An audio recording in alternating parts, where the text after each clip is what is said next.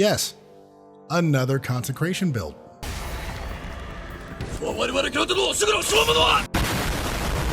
Hello, my lovely monsters. I am Fasa the Silver Chimera, and I've returned with the first build of episode 2.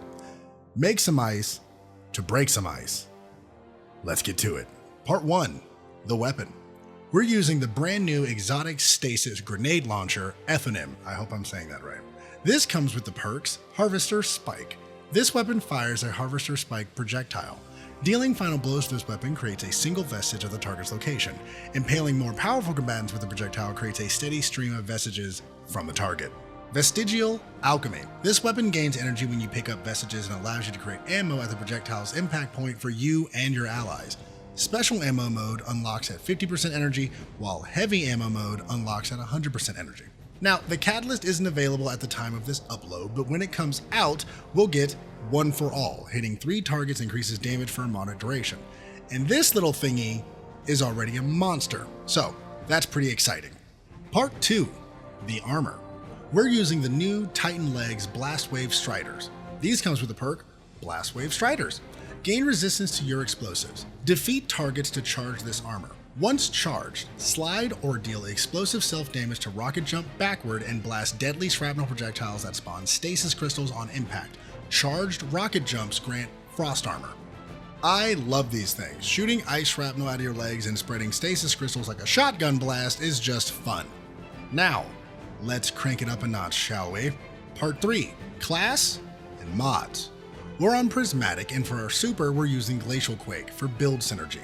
For the melee, Frenzy Blade for 3 melee charges. For the grenade, we're using the Glacier for more stasis crystals and a source of darkness damage. For our aspects, Consecration.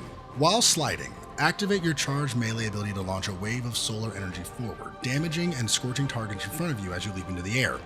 While airborne, activate your charged melee again to slam to the ground and create a second larger wave of damaging solar energy. If the wave hits a scorched target, they ignite. Next is Diamond Lance. Shatter or defeat targets with stasis abilities to create a stasis lance. Throw the lance to freeze targets on impact, slam the lance on the ground to freeze targets in a small area. Moving to our fragments, Facet of Purpose, picking up an orb of power grants frost armor, -10 to recovery.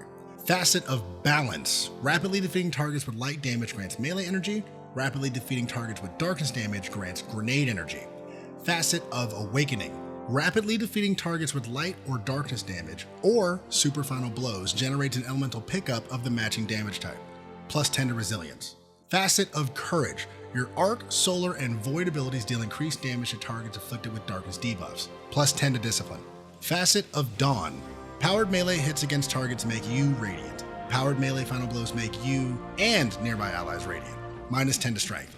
Facet of Ruin, increase the size and damage of the burst when you shatter a stasis crystal or frozen target, and increase the size of solar ignitions, +10 to mobility.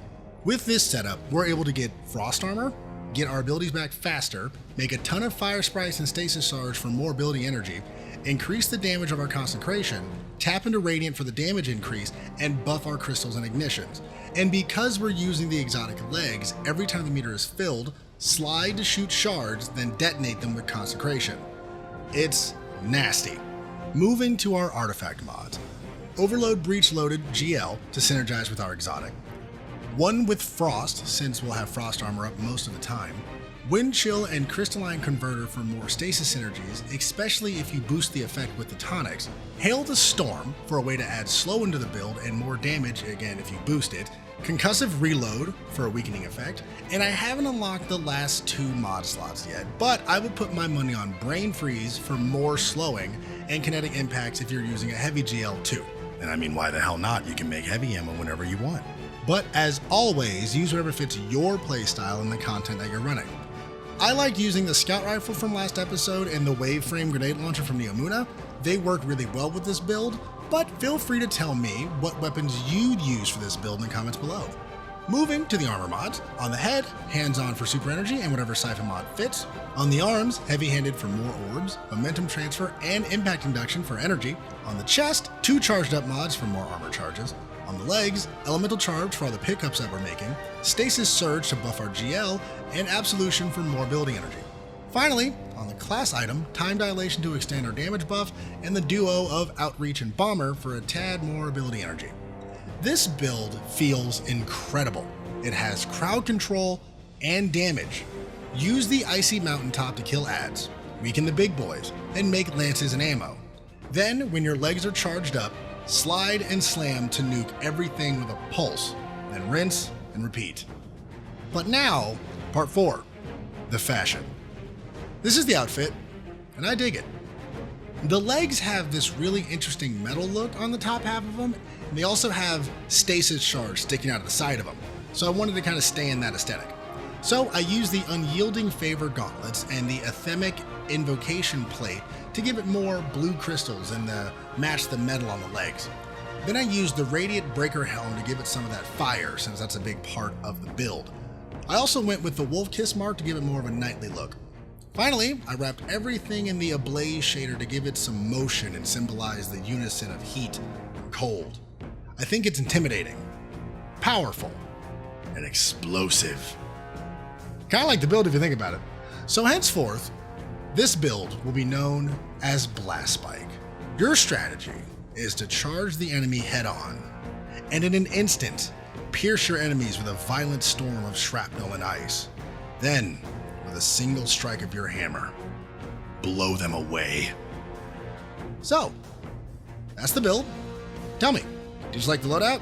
Did you like the outfit? Are there any suggestions you'd make? Talk to me in the comment section below. If you don't know what to say, how about consecration? That feels appropriate. If you want more of my builds, I have a playlist right here. And if you want something to pass the time, I have a playlist of lore readings right here. So check those out if you want. If you could do me a favor and make the subscribe button look directly into the deadlights, that would be awesome. Thank you. If you're one of my new subscribers, welcome, and I hope you enjoy your stay. I am Fasa the Silver Chimera, and I hope you have a joyous day in spite of the world trying to tear you down. I will see all of you beautiful monsters next time.